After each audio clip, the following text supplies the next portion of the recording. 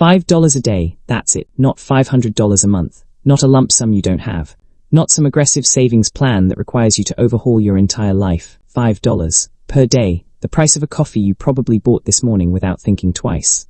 Now here's the question nobody asks out loud. What if that $5, instead of disappearing into your daily routine, quietly compounded inside a portfolio of 5 Fidelity index funds for the next 30 years? The answer is uncomfortable for anyone who hasn't started yet. Because $5 a day, $35 a week, invested consistently into the right combination of funds, with dividends reinvested, historically grows into something that most Americans will never build through their salary alone. Not because the amount is large, because time and consistency do something to small amounts of money that most people genuinely underestimate. Today I'm going to show you exactly what that looks like, the real numbers, year by year, the specific Fidelity funds, and the exact portfolio that turns $54,000 of your own money into something worth nearly $1 million. Let's get into it. Act 1. Why your paycheck is losing the race. Before the solution, you need to understand the problem clearly.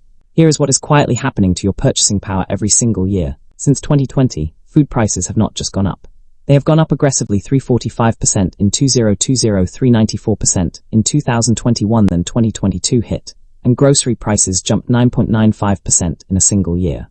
That $20 grocery run you did in 2020, today that same basket of food costs you $25.32. That dollars is not a statistic you read and forget.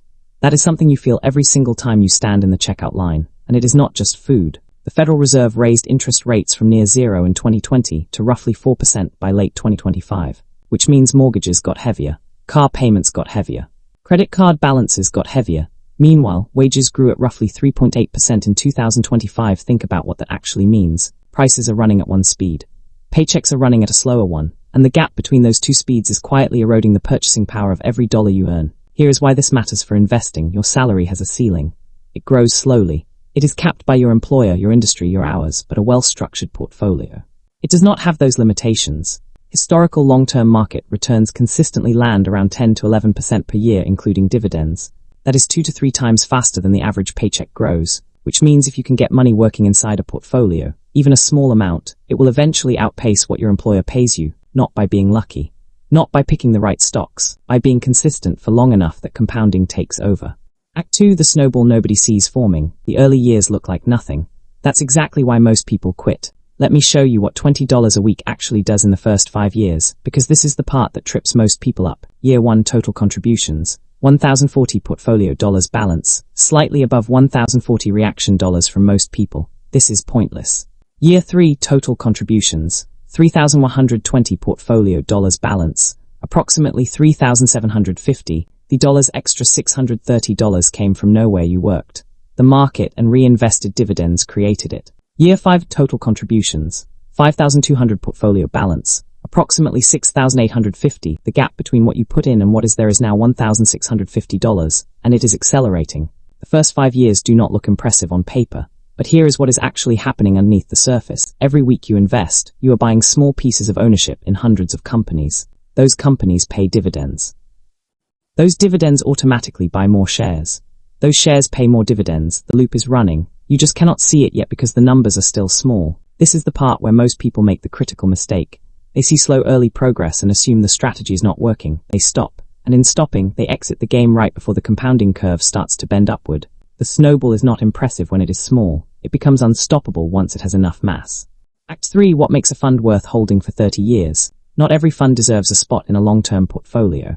Here's what to look for. Before the specific funds, you need to understand the criteria. Because randomly picking funds is just as dangerous as not investing at all. A fund worth holding for 3 decades needs 5 things. Diversification. Your money needs to be spread across hundreds, ideally thousands of companies, so that when one fails, the portfolio barely notices.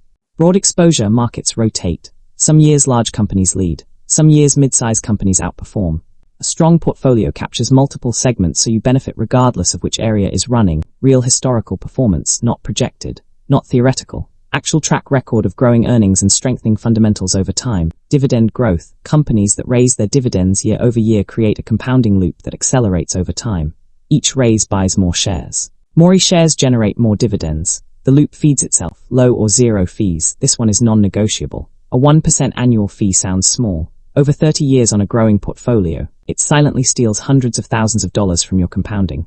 Low fees keep more of your returns working for you. When you apply these 5 criteria, a specific set of Fidelity funds rises to the top. Act 4. The 5 Fidelity funds. Each fund has a job. Together they cover everything. Fund 1 FZROX Fidelity Zero Total Market Index Fund. This is the foundation of the entire portfolio. FZROX owns the complete US stock market, large companies, mid-size companies, small companies across every major sector, and it charges 0 fees, not low fees. 0. Current dividend yield, 1.04% dividend growth rate, 7.55% per year annual price appreciation, 13.5%. Its job is simple, track everything, cost nothing, grow steadily. Fund 2 FSMDX Fidelity Mid-Cap Index Fund. While FZROX covers the full market, FSMDX zooms in specifically on mid-size companies, businesses that are established enough to be stable, but still growing fast enough to deliver strong returns. Roughly 300 companies across technology, industrials, consumer goods, and finance. Dividend yield, 2.42% dividend growth rate, 17.21% per year annual price appreciation, 7.4%. Its job, capture the growth phase of companies that are still climbing. Fund 3 FITLX Fidelity US Sustainability Index Fund. This fund invests in companies with strong environmental, social, and governance practices, many of which are leaders in technology, healthcare, and communications. This is not just an ethical choice. It is a performance choice. These sectors have shown strong momentum over the past decade. Dividend yield, 1.14% dividend growth rate, 13.74% per year annual price appreciation, 13.06%. Its job, add long-term resilience and exposure to sectors shaping the next 30 years. Fund 4 FGRIX Fidelity Growth and Income Portfolio. This fund balances both sides of the equation. High-quality large companies with stable earnings, reliable dividend payers that also grow consistently. Dividend yield, 3.13% dividend growth rate, 19.68% per year annual price appreciation, 8.17%. Its job, lift both income and growth simultaneously without sacrificing either. Fund 5 FDGFX Fidelity Dividend Growth Fund. This is the income anchor of the portfolio. Companies with long histories of raising dividends, strong balance sheets, and consistent fundamentals. It does not chase aggressive growth. It strengthens the compounding loop by making dividend income steadier and more reliable over time. Dividend yield, 3.2% dividend growth rate, 18.03% per year annual price appreciation, 2.78%. Its job, stabilize income and reinforce the compounding engine. Combined portfolio metrics, average dividend yield, 2.19% average dividend growth rate, 15.24% per year average annual price appreciation, 8.98%. A portfolio that grows its value and grows what it pays you, simultaneously, every single year.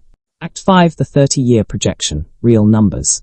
Year by year, starting with $35 a week. Meet Marcus. He is 25 years old. He works a regular job. He does not have extra money sitting around, but he makes one decision, $5 a day split equally across these 5 Fidelity funds, $1 per fund per day. Dividends automatically reinvested every time they hit. He never increases the amount. He never decreases it. He just keeps the transfer running like a utility bill. Here is what happens. End of year 1. Marcus has contributed $1,825. His dollars portfolio balance sits just above that. Dividends have started working, but the base is still small. Year 10 total contributions, $18,250 portfolio dollars value, approximately $32,000. The dollars compounding gap is now visible. The portfolio is worth $13,750 more than Marcus put in. Year 20 total contributions, $36,500 portfolio dollars value, approximately $160,000 annual dollars dividend income.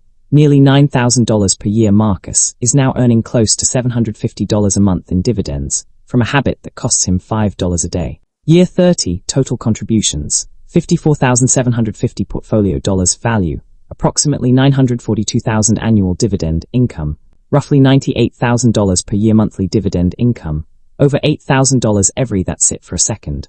Marcus put in $54,750 of his own money over 30 years. The portfolio is worth $942,000. The dollars compounding, the dividends reinvested, the market appreciation, the time created $887,250 that Marcus never earned from a job. His portfolio is now generating more monthly income than the median American full-time salary, from $5 a day, not because he was brilliant, not because he timed the market perfectly, not because he had a large sum to start with, because he was consistent for long enough that the math did what math does when you leave it alone. Here is the honest truth about what you just watched. The strategy is not complicated. 5 Fidelity funds, $1 per fund per day, Dividends reinvested. Never touch it, that is the entire system. The hard part was never the strategy. The hard part is the first year, when the balance barely moves and your brain tells you it is not working. The hard part is year 3, when something comes up and redirecting that $35 feels completely justified. The hard part is staying in the game when the market drops and every headline tells you to panic. Marcus's $942,000 was not built by a financial genius. It was built by someone who decided to treat $5 a day as non-negotiable and never looked for a reason to stop. The 30 years will pass regardless. The only question is what is in the account when they do. If this changed how you see $35, subscribe. Next video we are breaking down SCHD specifically, why it is the single most talked about dividend ETF in America right now, and whether it actually deserves the attention.